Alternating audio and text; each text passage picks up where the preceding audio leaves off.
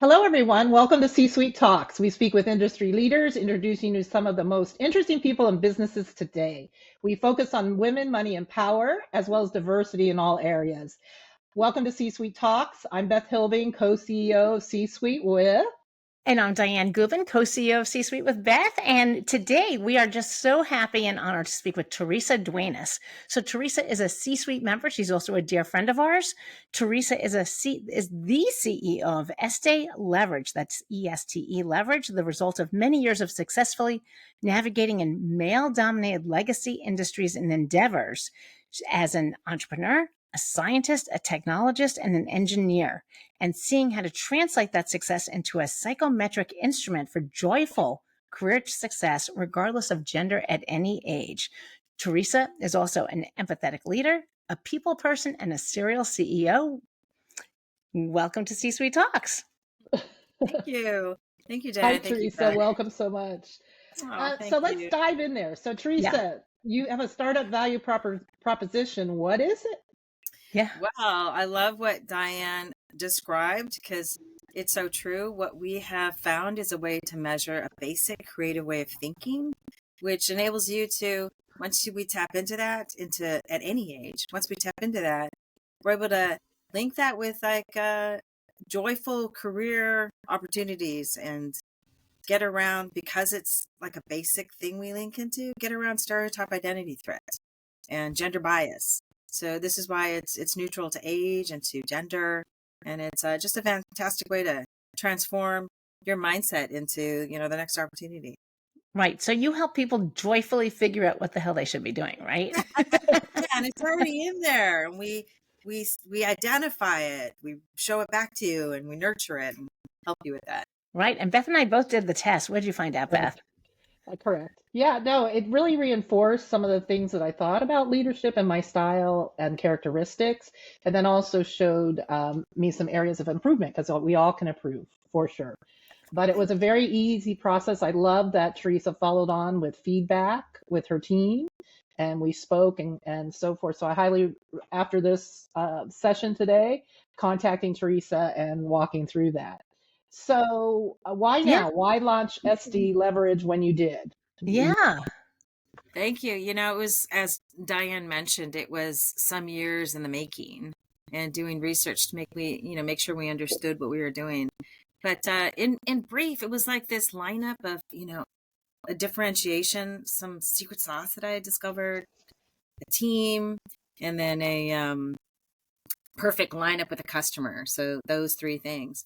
But I want to share a story with you both, and it's a happy story. It's kind of a Okay, silly good. story, and it's gonna sound sad at first, but it really is a silly story, a fun story. And the story is about how, like, weeks before my mom would pass away, my siblings and I had to figure out a way to take care of her 24/7. And we're so entrepreneurial. One of my sisters, she said, we're going to hire a cleaning person. She's someone we love, and spin out a business so we can pay her and be a caretaker. But it was still 24/7.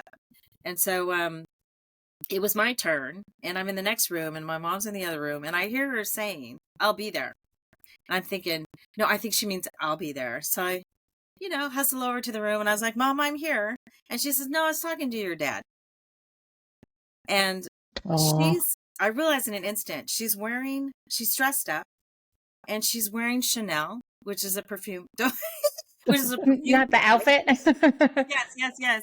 And it's like my four siblings and we grew up with a single mom. And the happy story is that she loved our dad until, she passes away. And why this is a silly story is I didn't realize it till later. I mean, my siblings and we all did become very successful and we're proud of it. But we were so idealistic growing up, and we kept that with us. And so the reason I tell you that is why this win-win-win thing keeps coming up, and why, there's this book I read. It's Exponential Organizations by Peter Diamandis, and you may know it. But it was like his whole point is, how do you take an exponential growth and combine it with another exponential growth and combine it again? And so when I discovered this secret sauce, this data analytics framework, when I realized, shoot, I have this kick-ass team with me right now, accomplished educators, an accomplished scientist, and we all love kids. Like we're only going to have more kids. Take the data analytics, which I knew was going to turn into this AI boom. Take this kick-ass team and kids and like deal with this public education thing that was falling apart and was still falling apart. So in short, I did it because three things lined up perfectly, and the win-win-win from how we all grew up, and we just kept that with us. And anyway, it's like the overarching theme of what I feel like we're going to talk about today. Right. So just to clarify, ESTE Leverage is actually a software company.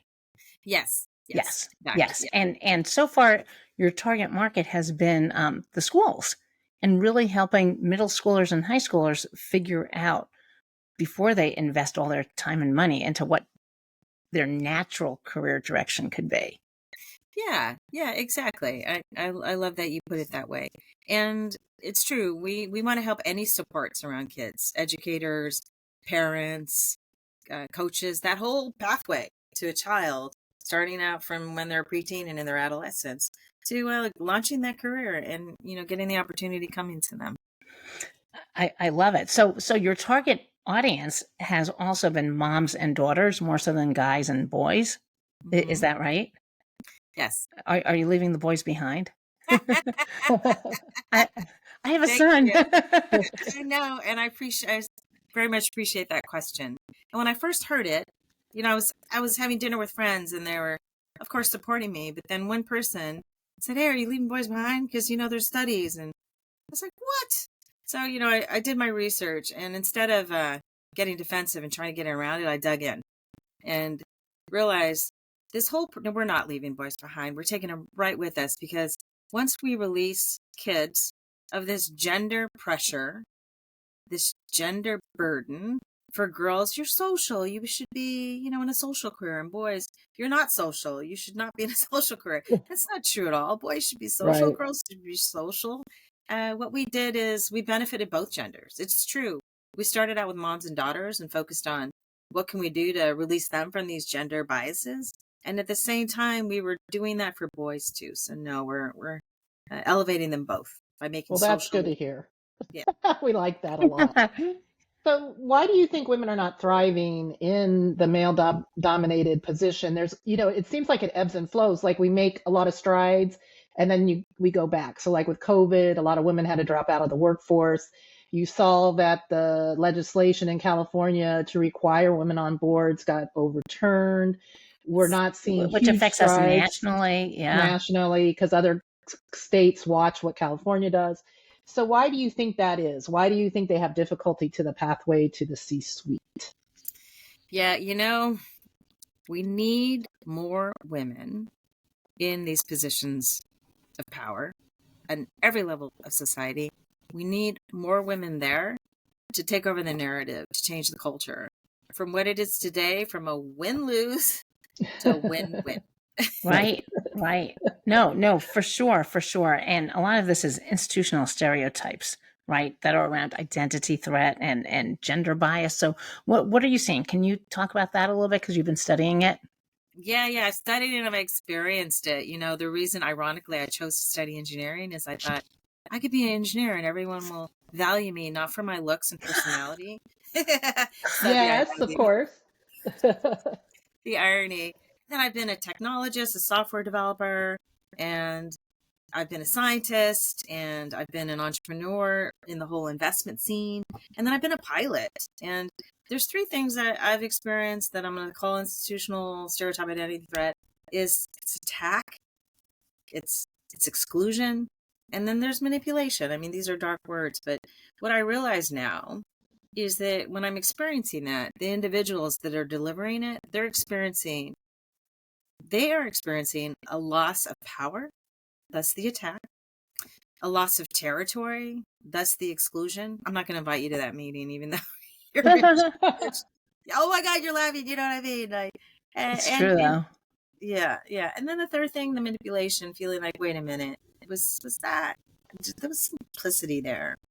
And that they're just scared fearful of losing the power, the territory, the control. and that it's such a call for us to step up as leaders. And it's true, it's there. I'm experiencing it. We need to increase our numbers. This is why I love C-suite. Why I love working with you two and the community you're growing is because we're creating these win-win-wins where with men, you're not going to lose.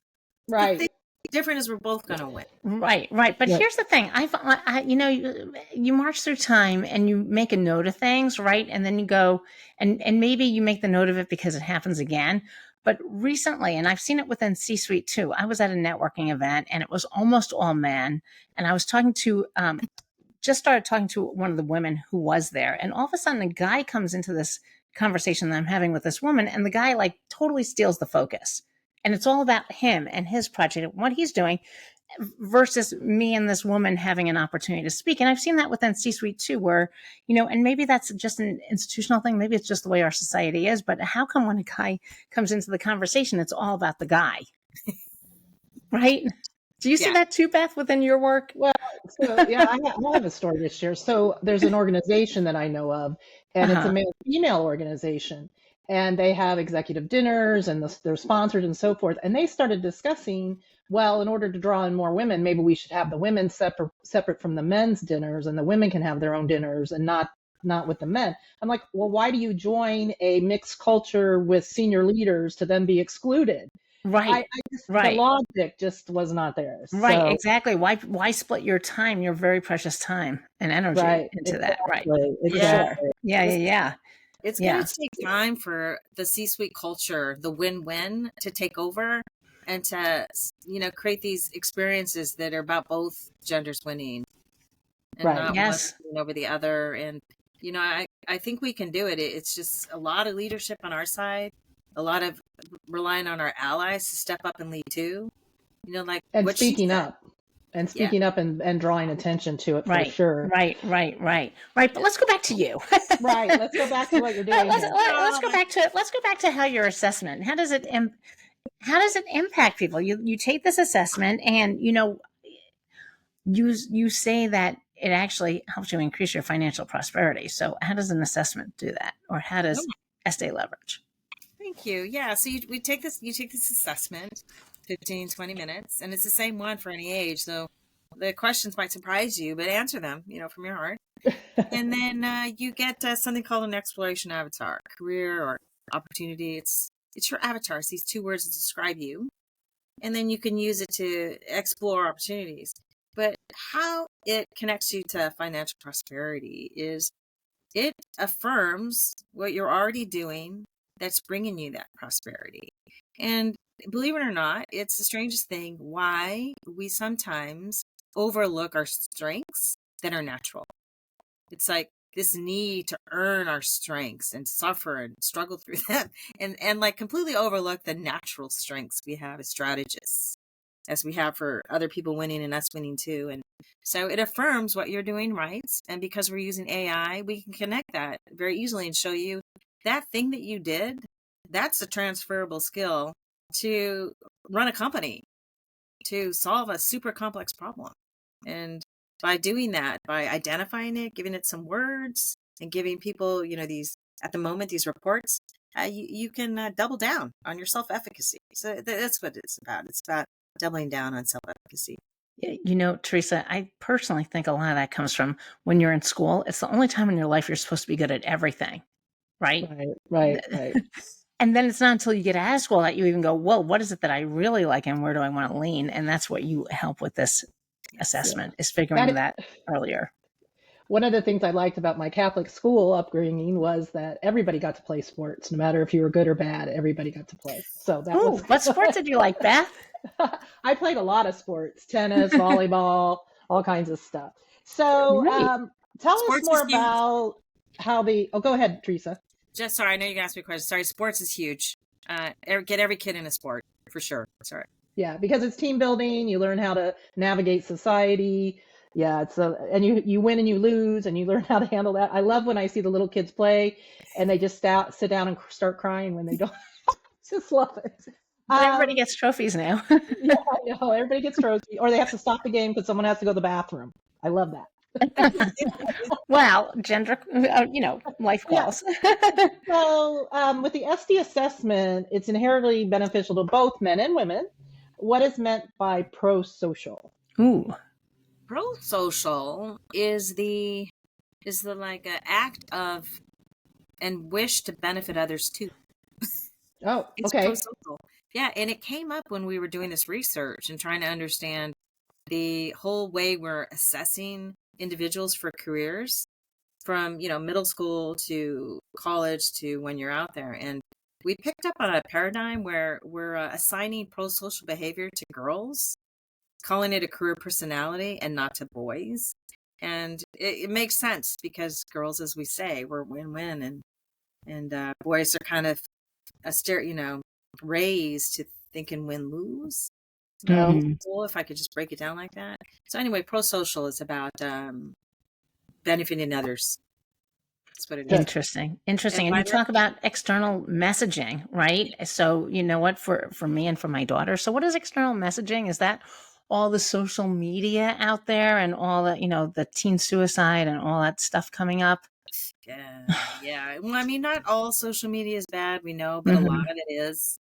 And it's not as though I'm making, this opinion, a personal opinion. We just interviewed hundreds of moms with kids, and that always came up as like a top three concern is social media. Cyberbullying. Yeah, external messaging, so bad.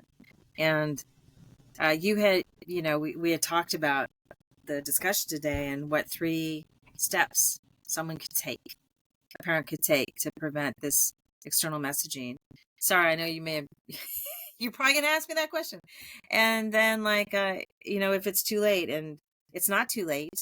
And the 3 steps, because Yes, we were tell us just about the talking three about, steps. we were just talking about, uh, self-efficacy and doubling down on it, and that our assessment helps you do that. But the tricky thing with parents, and I'm not a mom. Don't ask my husband Jason about this because it's a sad thing. We, maybe we waited too long, but anyway, I love moms with kids, and fortunately we have ESTE because now we have everybody's kid that we can be Okay, around. you And they have get fur to go baby. home. You And they have go fur home. babies, Teresa. Okay. Yes, They need a thank lot you. of attention. Okay, so what we learned from the research and from our own interviews is the tricky thing is for parents is to flip the narrative on their own self-efficacy. So take moms. How do you flip the narrative on your self-efficacy? And what does that mean? Well, when you start to struggle with your kids, you just end up doubling down on what you're good at. And through our assessment, we love to assess moms and daughters. We found a mom and daughter pair where the mom was, call it introverted, and where the daughter was extroverted and always looking for, to get out there and discover. And the mom was more thoughtful, both excelling as leaders, but different. And so when when the child was doubling down on her own self-efficacy, being open and ideas and almost seeming like she was kind of like all over the board, the mom was like, I'm going to double down on my own self-efficacy and get her to reflect. And the narrative flip is, how does the mom use what she's strong at to guide the girl to get to what she's strong at? And so that's like, how do you flip the narrative on that? So, that's the first step is flipping the narrative. And then number 2 is from the research is learn to earn an audience with your kids. Don't make them talk to you, earn it. How do you draw them? There you go, Diane. I'm just laughing because I have 3 kids, right? Yeah. How do you do it? I don't know. I mean, you're the experts. And then the third thing is, from kids, apparently they want to be seen and they want to be heard. Mm-hmm. That's the biggest At thing. every age. Yeah. So I know you already do this anyway. I can learn from you and our audience too. Is show them that you heard them and that you see them. That's That's so wonderful. beautiful. I'm Teresa, grateful. you're changing the world for the better for sure. So you are like, you are so out there. You are changing the world. And how do you see this unfolding? Thank you very much.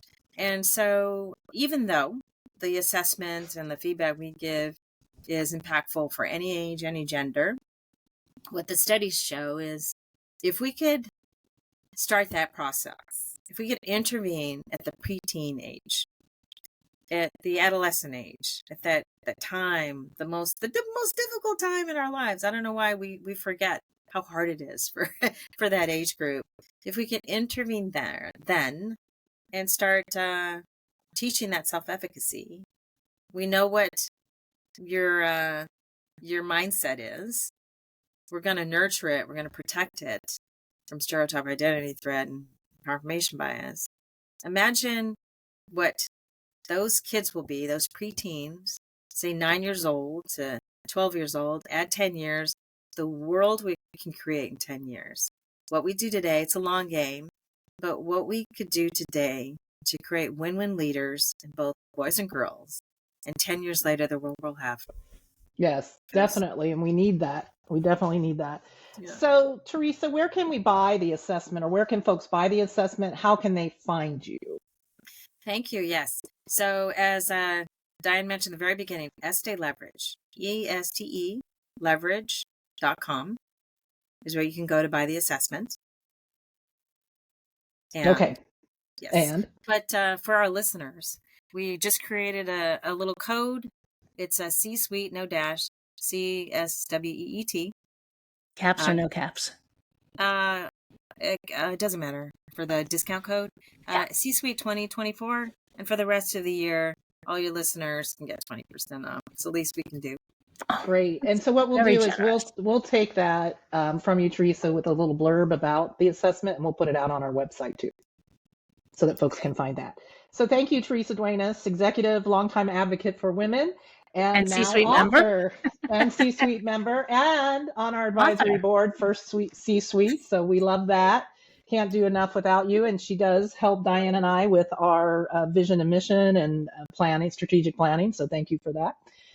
Thank you to our sponsors, City National Bank, Uncle Nearest, Nutanix, All Springs Global Investments, Co-Brand, and C-Suite Executive Search, hiring for your team. So call us. Dianne's helping to lead that through. And then Dianne, why don't you take us home? Yes. Okay. So hit the subscribe button, please. Anywhere you get your podcast, so Apple, Spotify, etc. Leave us a review. Follow us on social media, especially we're all over LinkedIn, Twitter, Instagram, everywhere. And we love hearing from you. Send Beth an email. Beth at csweet.org. And do come check out our events. Okay. So our website again is www.csweet.org. Come join us. Thank you. Thank you, Terrisa. Thank you.